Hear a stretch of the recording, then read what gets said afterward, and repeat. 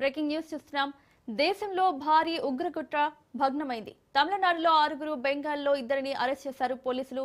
మొత్తం 8 మంది అనుమానితులను అరెస్టు చేయగా వీరికి పాక్, బంగ్లాదేశ్ ఉగ్ర సంస్థలతో సంబంధాలు ఉన్నట్లు గుర్తించారు పోలీసులు. తమిళనాడు తిరుప్పూర్ జిల్లాలో అరెస్టు చేసి ఢిల్లీకి తరలించారు.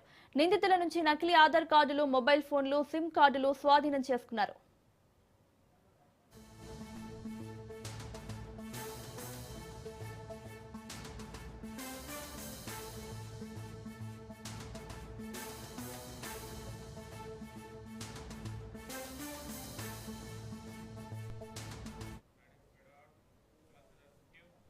దేశంలో భారీ ఉగ్రకుట్ర భగ్నమైంది.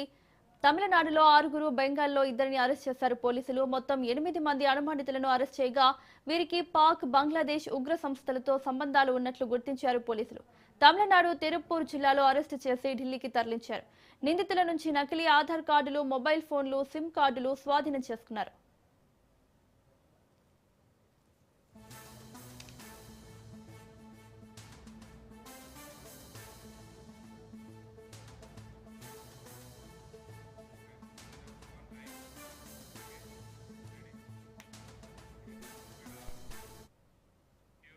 ఇదే అంశానికి సంబంధించి మరిన్ని అప్డేట్స్ మా ప్రతినిధి పవన్ లైవ్ లో అందిస్తారు.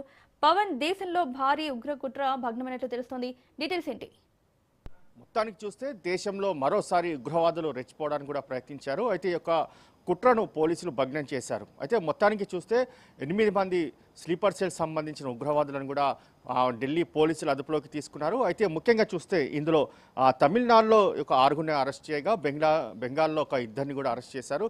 తమిళనాడులోని యొక్క తిరుపూర్ జిల్లాకు సంబంధించిన నేపథ్యంలో 6 ఉగ్రవాదులను అక్కడ అరెస్ట్ చేయగా వీరందరినీ కూడా ఇప్పటికే ఢిల్లీకి కూడా తరలించారు. అయితే ముఖ్యంగా చూస్తే దేశంలో మరోసారి పాక్తో పాటు ఇటు బంగ్లాదేశ్లతో పూర్తిగా ఫోన్లో సంభాషించడం, వారికి సంబంధించిన ఉగ్ర కుట్రలను, పేలులకు సంబంధించి పూర్తిగా వీరంతా కూడా ఒక పథకం పన్నారని చెప్పి ఇటు ఇంటెలిజెన్స్ ఇన్ఫర్మేషన్ రావడంతో పోలీసులు వీరందరినీ కూడా అదుపులోకి తీసుకున్నారు. అదుపులోకి తీసుకొని నేరుగా వీరిని ఢిల్లీకి కూడా తరలించారు. అయితే వీరు వాడిన సెల్ ఫోన్ సంబంధించిన సిమ్స్ కావచ్చు, అంతేకాకుండా ఫేక్ ఆధార్ సంబంధించిన ఐడి కార్డులను కూడా పోలీసులు స్వాధీనం చేసుకున్నారు. అయితే వీరిని విచారించిన నేపథ్యంలో చాలామంది పేర్లు కూడా ఇంకా వెలుగులోకి వచ్చే అవకాశం కూడా కనిపిస్తుంది. ఎందుకంటే నగరంలో ఇప్పుడు ఎక్కడెక్కడ దేశవ్యాప్తంగా ఎక్కడెక్కడ యొక్క ఉగ్రవాదులు వారి కుట్రకు సంబంధించి ఆ పథకం పన్నారు, అంతేకాకుండా బాంబులను ఎలా అమర్చాలి, అంతేకాకుండా బాంబులను ఎక్కడ తయారు చేస్తారో వీటన్నిటిని కూడా దీనికి సంబంధించి ఇప్పటికే పోలీసులు వీరిని ఇన్వెస్టిగేషన్ చేస్తారు. దాని తర్వాత ఇంకా వీరు ఎవరెవరితో పేర్లు చెప్తారో వారిని కూడా అదుపులోకి తీసుకుంటారు.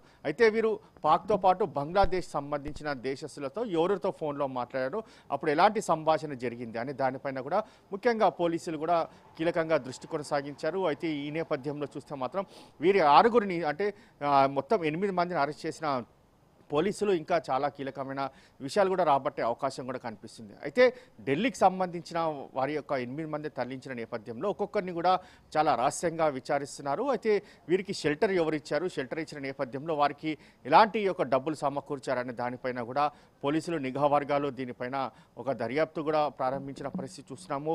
మరోవైపు గతంలో అరెస్ట్ అయిన ఉగ్రవాదులు కావచ్చు, అయితే కొత్తగా ఇక రిక్రూట్ అయిన ఉగ్రవాదులకు సంబంధించిన వీరి సంబంధాలు ఎలా ఉన్నాయి, అంతేకాకుండా పాక్ నుంచి ఏదైనా మనీ ట్రాన్సాక్షన్ జరిగిందా, వీరి బ్యాంక్ అకౌంట్స్ కావచ్చు, అంతేకాకుండా వీరి లావాదేవీలు కావచ్చు, వీరు వాడిన ఇంటర్నెట్కి సంబంధించి దాని పూర్తిగా డేటాను కూడా పోలీసులు రికవరీ చేస్తున్న పరిస్థితి కూడా కనిపిస్తుంది. అయితే ముఖ్యంగా ఈ యొక్క 8 మంది బ్యాంక్ ట్రాన్సాక్షన్ పైన కూడా పోలీసులు నిఘా పెట్టారు. ఎందుకంటే వీరికి మనీ ఫండ్ ఎవరు ట్రాన్స్ఫర్ చేస్తున్నారో అక్కడి నుంచి ఫండ్ వీరి వద్ద నుంచి ఎవరికి ట్రాన్స్ఫర్ అవుతుంది అనే దానిపైన కూడా కీలకంగా దీనిపైన పోలీసులు కూడా మరికొద్దిసేపట్లో చాలా కీలకమైన విషయాలు కూడా రాబట్టే అవకాశం కనిపిస్తుంది. మొత్తానికి ఓవరాల్గా చూస్తే 8 మంది అరెస్ట్ చేసిన నేపథ్యంలో వీరు ఇచ్చిన సమాచారం మేరకు మరికొంతమంది అరెస్ట్ చేసే అవకాశం కూడా కనిపిస్తుంది.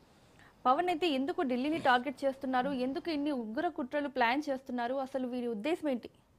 అయితే ఉగ్రవాదులకు సంబంధించి ఎప్పుడు వారు ఎక్కడో ఒక చోట అలజడి సృష్టించడానికి ప్రయత్నిస్తూనే ఉంటారు. ఎందుకంటే మనము భారతదేశ వ్యాప్తంగా చాలా చోట్ల కూడా ఉగ్రవాదులు ఇలాంటి యొక్క బాంబ్ ప్లాస్టిక్ సంబంధించిన కొన్ని ఘటనలు కూడా మనం చూస్తూనే ఉన్నాం.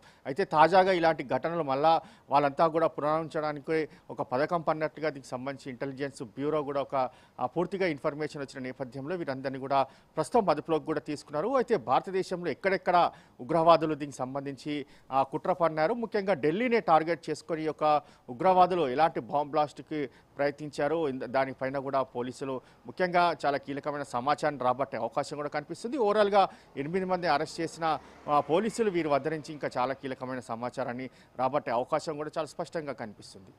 Right Pawan, thank you.